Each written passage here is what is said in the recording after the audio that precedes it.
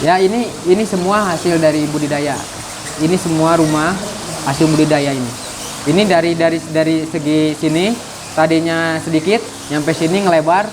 Ini hasil dari sini juga. Dan tadinya dari 10 kolam nyampe 85 kolam ini. Ini hasil dari situ juga. Pembangunan dari hasil penjualan juga.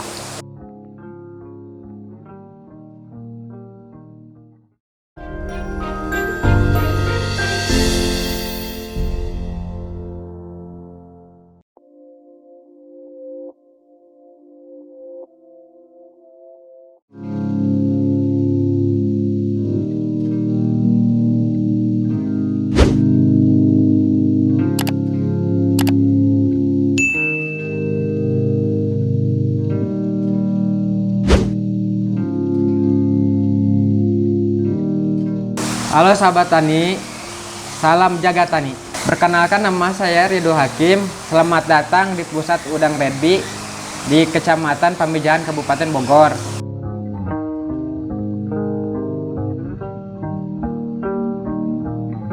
Awal mulanya kita kan dari petani juga, kita ikut sama Mamang juga kan. Udah gitu, nah baru nih udah kelihatan hasilnya. Kita bikin program. Misalkan nih udang Red Bee itu banyak yang diminati, kemudian lancar, serta keuangannya lumayan juga buat membutuhi masukan setiap hari. Awalnya memang dari orang ke orang ya, terus dibudidaya di sini. Kenapa lebih cocok dari sini? Soalnya dari airnya jernih, serta GH-nya juga cukup.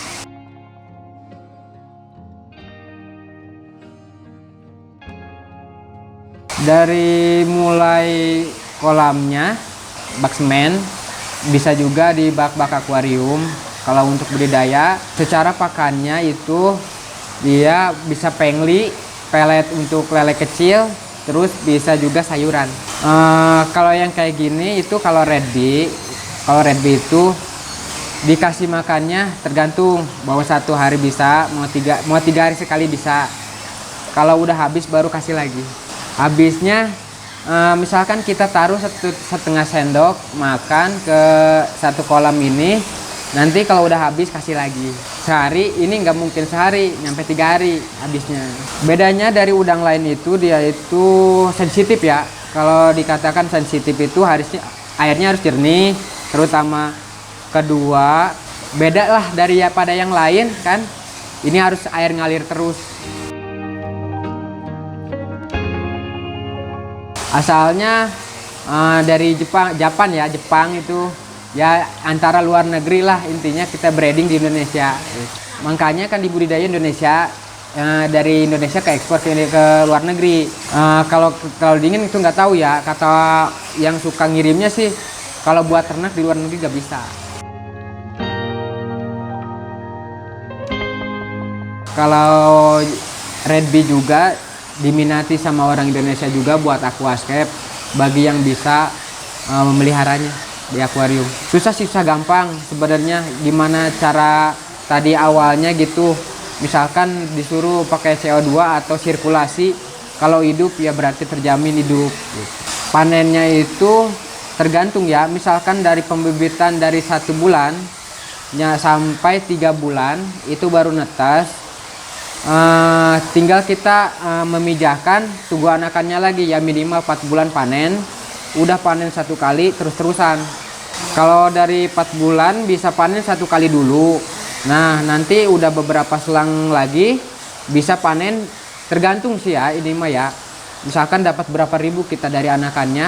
Nah waktu kejual untuk ukuran 1,2 cm, berapa lama lagi gitu, berapa hari lagi gitu kan ya, intinya jadi terus aja.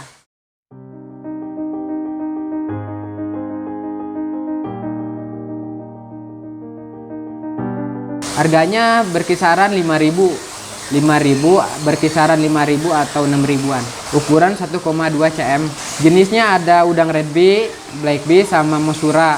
Terus itu Bloody Mary juga ada, orange, sama yellow juga ada, Black Coco ada. Sebenarnya sih banyak. Blue Diamond juga ada tuh, 10 produk. Yang paling populer sebenarnya Red Bee. karena dia itu unik lah kan gitu. Kalau dipeliharanya juga nantang gitu kan, nah, susah-susah gampang.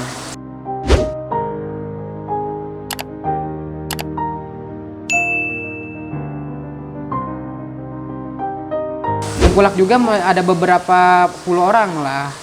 Kan dia itu ngambilnya pasti ribuan. Setiap minggu itu pasti ribuan. Itu udang tuh kemana? Selain dibikin akuarium gitu kan. Kalau buat dibikin akuarium terus, kalau mati ngapain gitu kan. Nah ini lompatnya udang nih kemana? Saya juga pertanyaan itu juga. Terutama Jerman sama Filipina juga ada. Malaysia sama Argentina. Sebenarnya sih awal mulanya katanya sih ya, kata pengepulnya emang berasal dari orang luar negeri, dibudidaya Indonesia, diturunkan ke Bandung, Bandung ke Bogor gitu. Ke Bogor cuma ada 1 orang, nah budidaya semuanya. Kalau ada di sini ada peternakan yang selain ini, berarti ini contoh dari sini. Intinya ya dari orang ke orang lah intinya. Ya kalau dari segi ini ya menghasilkan. Kalau masalah molting memang dari memisahkan itu ke air bening dia bisa molting. Soalnya kan airnya jernih, dia ganti kulit lah intinya. Berjual ke sana saya juga kurang paham ya. Intinya kita itu berdagang lah, berniaga. Jadi kalau masalah harga per harga itu bukan masalah publik. Jadi tertutup juga, saya kurang tahu.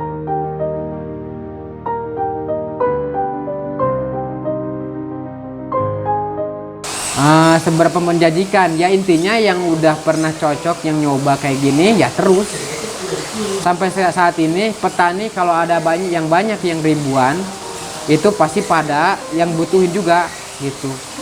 Intinya ada petani nih yang mau diangkat, mau dipanen, pasti kita beli.